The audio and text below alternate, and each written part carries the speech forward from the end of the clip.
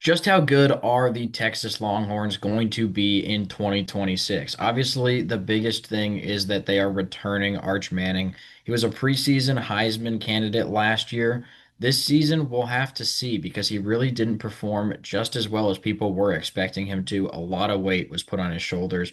And speaking of last season, let's get a quick recap of what happened in 2025. Our projected win total for the Longhorns was 9.3 wins. Our prediction was that they went 11 and 1.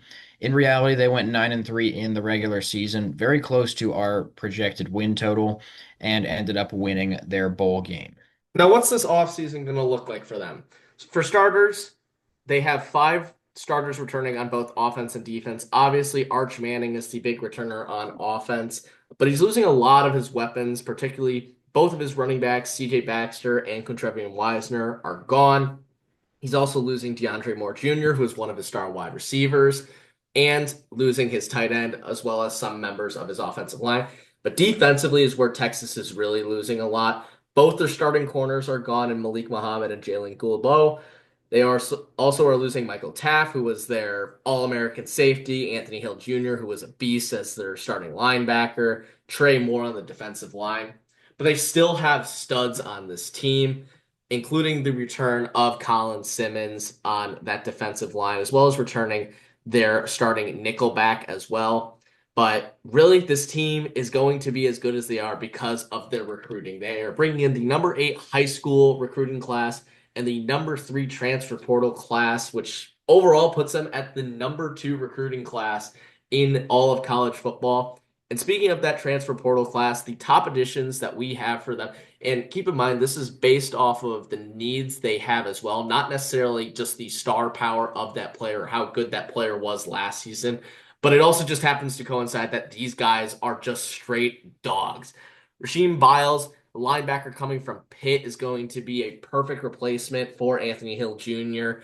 Cam Coleman, the number 1 wide receiver in the entire portal, is going to be an insane weapon for Arch Manning to use in his final collegiate season, along with pairing him up with Ryan Wingo, their 1 wide receiver who is returning this season, who is also incredible. And then in the backfield to replace both of those running backs that they lost, they're bringing in Hollywood Smothers from NC State, a very solid running back, as well as also bringing in another running back in Raleek Brown, also from NC State. So they're going to have a nice dynamic backfield with those two, along with Arch Manning's rushing ability. And then finally, to replace some of those holes in the secondary, they bring in Bo Masco from Rutgers. He's going to be great in this defensive scheme. I think he is going to be a really integral part to rebuilding this defense that is losing so much of that elite secondary. So overall, our grades for them, talent wise, this is nothing short of an A plus. They are getting 4 stars and some 5 stars basically everywhere that they need. They're just oozing with talent going into next year. Needs wise, it's still a little early to tell. There's probably some key positions I'd like them to get a little bit more depth in, but maybe that's just because they have guys already on the roster they're expecting to elevate. But particularly that secondary, I think could use some work. But overall, this is an A. They have the number 2 overall recruiting class for a reason. They're going to be great going into next year. And now moving on to their schedule, the Longhorns do have 7 home games, only have to go on the road 4 times. Now, I will say they are some very difficult road games.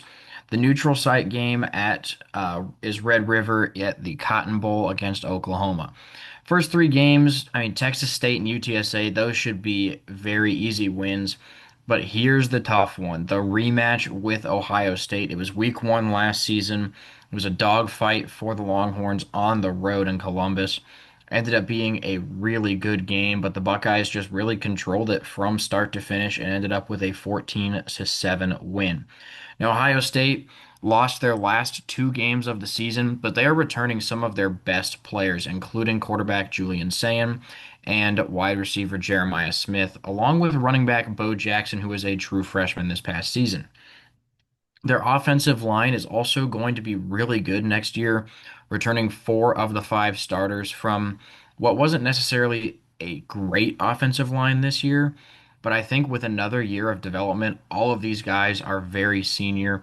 that is going to be a force to be reckoned with. And on the defensive side of the ball, losing a lot of starters, but they retained their defensive coordinator, Matt Patricia, and they brought in some very solid transfers, including multiple all ACC safeties, one of them to fill a deep safety spot, one of them most likely going to be playing slot corner. They're also returning their starting corner, Jermaine Matthews. On the defensive line, they did bring back one of their best defensive linemen from last year, Kenyatta Jackson Jr., and then got a couple transfers, one from UCF and a couple defensive ends as well from Alabama. So overall, I think this is going to be a really good matchup. Connor hit most of the points for Texas's lineup next year, which is why I basically am just focusing on Ohio State right now. It'll kind of look like that basically the whole way. Um, and yeah, this is going to be a really good game. Home field advantage kind of puts this in the favor of Texas. It's really just a 50-50 game for us right now. Um, we'll have to see when it gets closer to the season. Obviously, we'll pick a winner for all of these games, but for right now, this one's just going to have to be a coin toss. Their first road game of the season is at Neyland Stadium against Tennessee. But as of right now, Joan and I aren't very optimistic for Tennessee next season. We really don't know who their starting quarterback is going to be next year because Joey Aguilar is gone because he's old. They are also losing Chris Brazzell II, who is their big offensive weapon at wide receiver. And the defense is getting decimated with so many different departures. Now, they are bringing in a lot of good players, such as Chaz Coleman from Penn State, Amar Campbell from Penn State. Just a lot of players from Penn State, which makes sense considering that Jim Knowles, the former Penn State defensive coordinator, is going to Tennessee. So maybe he's able to build a solid defense there. But really, with so many questions on offense, I'm not super high on this Tennessee team going into next year. And we weren't super high on them last year, too. And that actually kind of panned out for us. So maybe we're in for a similar situation this year. So we think even on the road, Texas is probably going to be favored in this game. Now, they do have a bye week before they have the Red River rivalry game. And Oklahoma does return John Matier as their starting quarterback. And hopefully for this one, he is fully healthy. So we can really see these two dynamic quarterbacks go head to head and really just light up the field. But I do think with the talent that Texas has coming in, it's going to outweigh some of the losses that Oklahoma has, particularly on their defense. Because that was the big reason Oklahoma was such a good team last year, was because of such a dominant defense led by R. Mason Thomas. But I do think offensively they might take some steps forward. I do think John Matier will have a tremendous receiving room. Parker Livingstone will be out for revenge, considering he said that Texas forced him out, essentially. They're also bringing in Hayden Hansen from Florida, tight end Trell Harris from Virginia, and the all-name team tight end Rocky Beers from Colorado State. But once again, I do think Texas is probably the more talented team here. So we are leaning more towards them, but it is one of the best rivalry games in college football. It can go anyone's way, regardless of how good either of those teams are. And then Florida at home. Really, we're not going to fall for it again. Florida just has lost so much. It wasn't even that good last year. I really do think Texas is just the flat out better team at this point. Obviously, a lot of things can change, but first year head coach for Florida, I don't really anticipate them pulling off that upset win again, especially since this one will be at Texas this time. So, really a pretty favorable start for Texas this season. Next up is going to be Ole Miss. This is currently sitting at 75% for the Longhorns. This is dependent on the fact that Trinidad Chambliss is not returning. If he does get that waiver, obviously this would change because we're doing these predictions so early. I mean, we just don't know that information right now. We will release updated predictions for every single one of those teams after all of the spring games are done. So no need to worry on that aspect. They'll be much more accurate later on. But yeah, Ole Miss, I think a lot of people still have them ranked around their top 15 for next season, even if they don't have Trinidad Chambliss. And I just don't know if you can put that much faith in a young quarterback without really any experience in Deuce Knight. Overall, they did lose a few big players, so I'm a little bit worried. But under Pete Golding, they had an amazing run through the playoffs. I think it was a little bit fueled by, I guess, I don't know if hatred is the right word, but maybe disdain for Lane Kiffin and kind of trying to prove him wrong for leaving for LSU. So I don't necessarily know if all of that is going to carry over the offseason into next year. I think we might see a little bit of progression from Ole Miss, and that leads me to believe that a team like Texas, especially if Ole Miss doesn't have Trinidad Chambliss, Texas should be able to get this win at home. Mississippi State is an intriguing team for next season because they are returning their true freshman quarterback Camario Taylor. He didn't start for the majority of the season, but was called upon late in the year due to injury and started against Ole Miss and in their bowl game. Now, Mississippi State did not beat Ole Miss, but honestly, Camario Taylor played really well in both of those games. So there is some potential here for Mississippi State. And the biggest thing here is just the fact that they're going to have to be on the road against Texas. I really do like this Longhorns team. They're going to have a solid enough defense.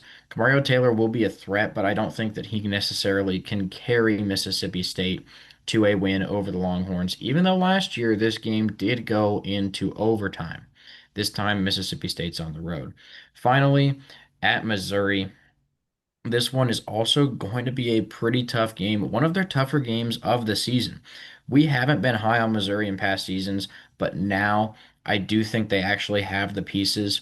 They got Austin Simmons from Ole Miss in the transfer portal to fill the quarterback position, and one of the best running backs in college football, Ahmad Hardy, is returning to the Tigers for next season.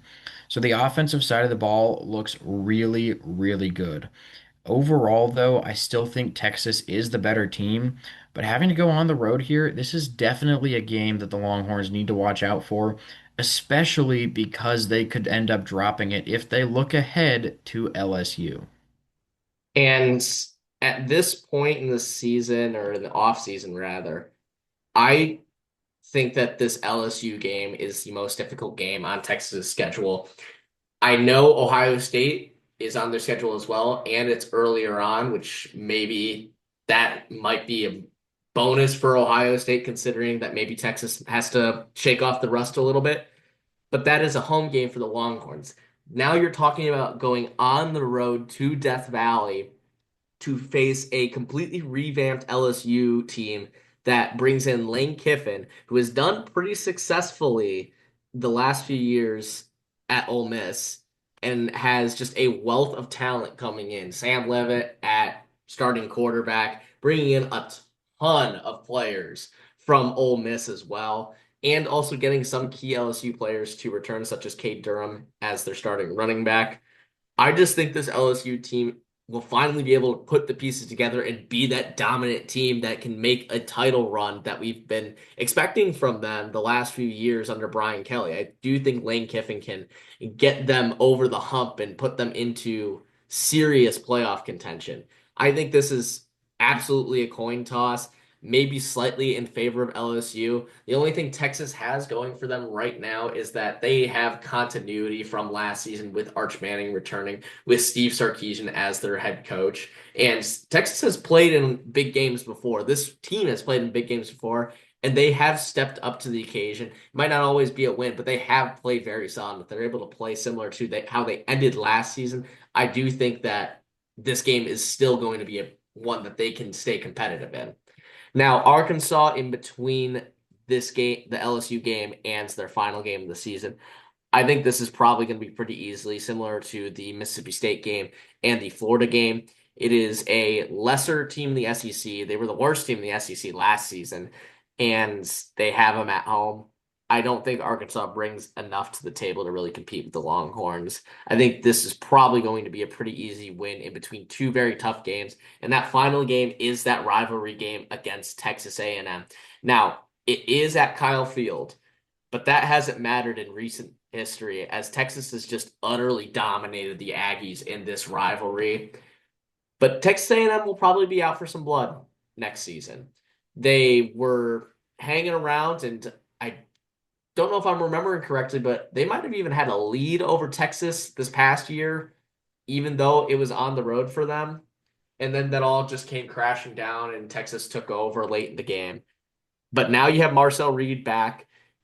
They have lost a couple key weapons like Casey Conception as their starting wide receiver, but they do return Mario Craver. So that is still going to be a safety valve for Marcel Reed. And this defense, despite who they are also losing, I think will be rebuilt better than ever using the transfer portal. I think Mike Elko has done a fantastic job actually getting Texas A&M over the hump.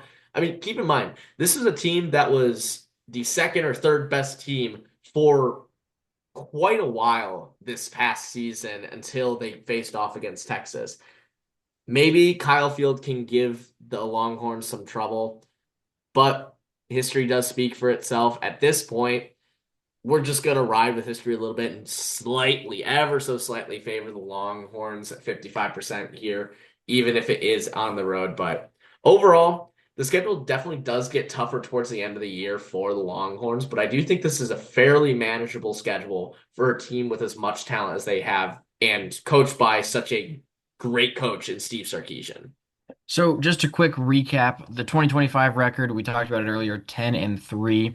Our projection for this season comes out to 8.95 wins, 6.45 wins in the SEC, which we didn't even mention this, but has moved to a 9-game conference schedule now.